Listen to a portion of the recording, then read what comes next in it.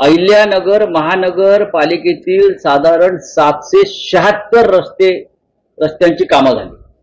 776 रस्ते आणि त्याच्यावर 350 कोटी साधारण खर्च झालेला आहे. 350 कोटी.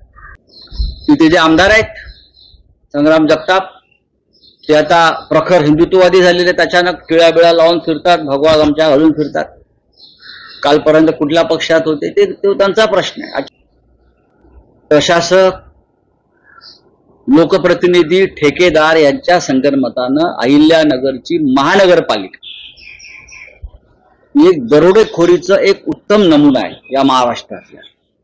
याची चौकशी व्हावी यासाठी मुख्यमंत्र्यांकडे पुराव्यासह फाईल पाठवली. आज अद्यापर्यंत आमच्यापर्यंत ती तक्रार पोहोचलेली नाही, परंतु ऐकलेल्या माहितीनुसार अशी माहिती मिळते की बाबा 2020 ते 23 दरम्यानच्या कामाबाबतची त्यांनी तक्रार केलेली आहे, परंतु ही तक्रार वस्तुस्थितीला धरून नाही.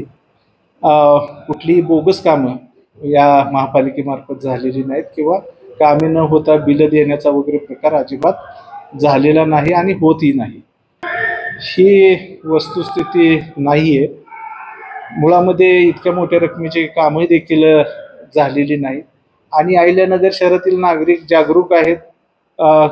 काही जरी चुकीचं झालं तरी त्याचा मोठ्या प्रमाणात तक्रारी महापालिका प्रशासनापर्यंत येतात आणि नागरिकांच्या तक्रारीची देखील आम्ही दखल घेऊन त्या आम्ही गोष्टी करेक्ट करण्याचा नेहमीच प्रयत्न करतो.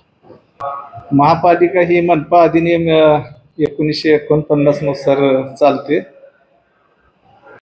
लोकशाही प्रक्रियेमध्ये जे लोकप्रतिनिधी आहे त्यांचे काही इनपुट्स घेतले जातात. शेवटी या शहरातील जनतेनेच त्यांना निवडून दिलेलं आहे.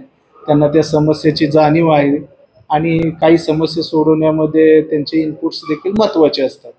त्यामुळे त्यांच्याशी संपर्क साधणे काही गैर नाही.